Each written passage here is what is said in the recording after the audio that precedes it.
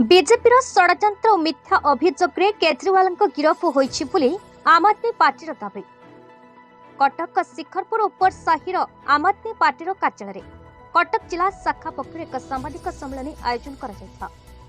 उक्त सांबादिक सम्मेलन में सभापति श्रीयुक्त दुर्गा प्रसाद परिड़ा, नगर सभापति संजीव परिड़ा, जिला महिला सभानेत्री श्रीमती विजयलक्ष्मी महापात्र, जिला उपसभापति संतोष बेहेरा, सौम्यरंजन परिड़ा, राज्य साधारण संपादक डॉली जेना प्रमुख आम आदमी कर्मी माने सांबादिक मानक निज वक्तव्य प्रकाश करते।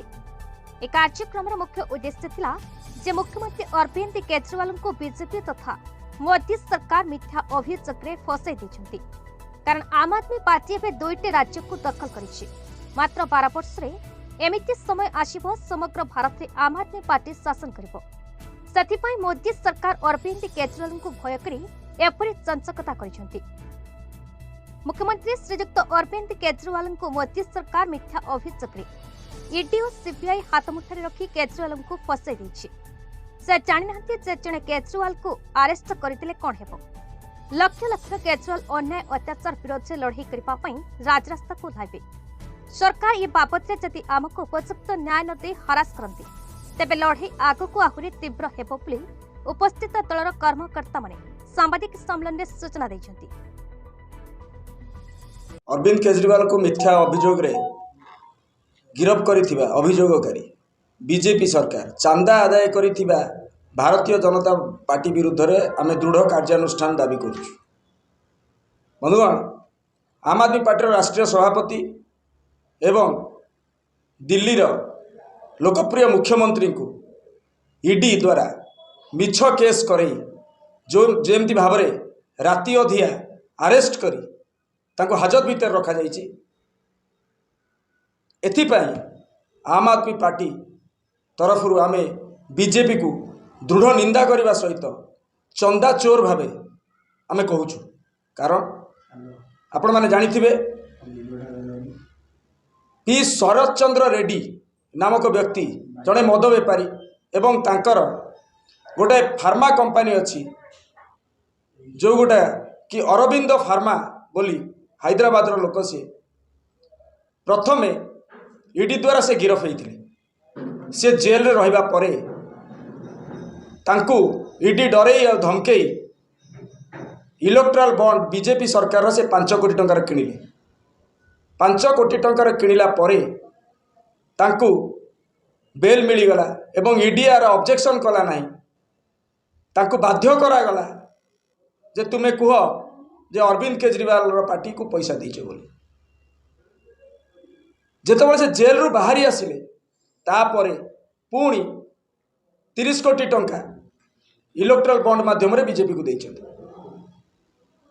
जो बीजेपी रो एई जो राजनीति गणतंत्र पई गोटे महाविपद सृष्टि करछि।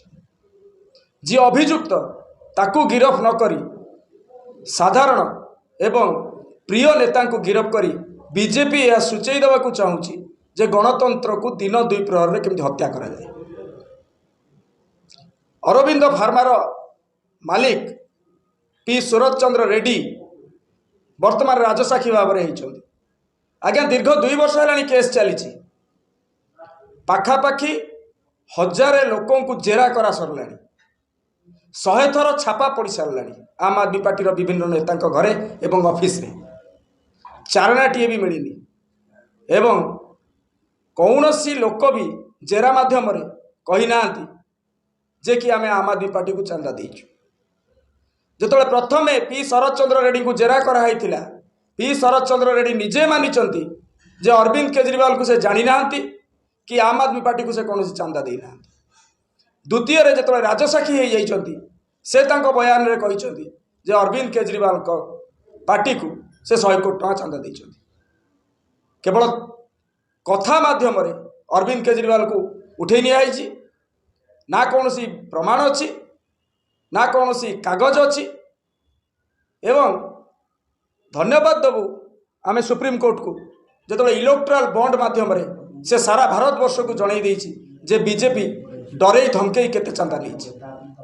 जो पी शरद चंद्र रेड्डी चांदार हिसाब आज्ञा पूरा डिटेल्स आधे लिखाई केते कोटी टंका देइछि एक कथा गणमाध्यम आगे आमे कहूँ जे साधारण जनता को आमे जणई देबाकू चाहूँ जे पी शरद चंद्र रेड्डी केते कोटी टंकार चंदा देइछि 59.5 कोटी टंका पी शरद चंद्र रेड्डी बीजेपी को देइछन्ति एहा होछि इलेक्टोरल बॉन्ड रो कागज या परे मु आउ गोटे कथा देखौछि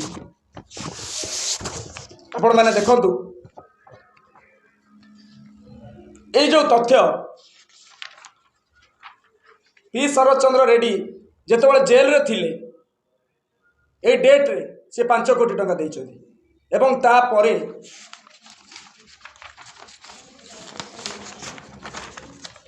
पुणी केते कोटी टंका देइछन्ति ए तथ्य मध्य आधेर अछि ए आपण को आमे जणई देबु एवं देई देबु ए कॉपी सारा भारत वर्ष रे गणतंत्र को सीधा सड़क भाव में हत्या करा जाउछि एथिपाई आम आदमी पार्टी या दृढ़ निंदा करुछि एवं बीजेपी सरकार जो भली भाव तानाशाह करी साधारण लोकों को जेल रो डरई धमकई जेल रे पुरौछि यह गणतंत्र पई विपद सृष्टि करिछि एणु आपण मानक माध्यम रे आमे जणई देबाकू चाहूछु जनसाधारण को जे समस्ते एक हुआ एवं ए चंदा चोर को भारत वर्ष हटाओ।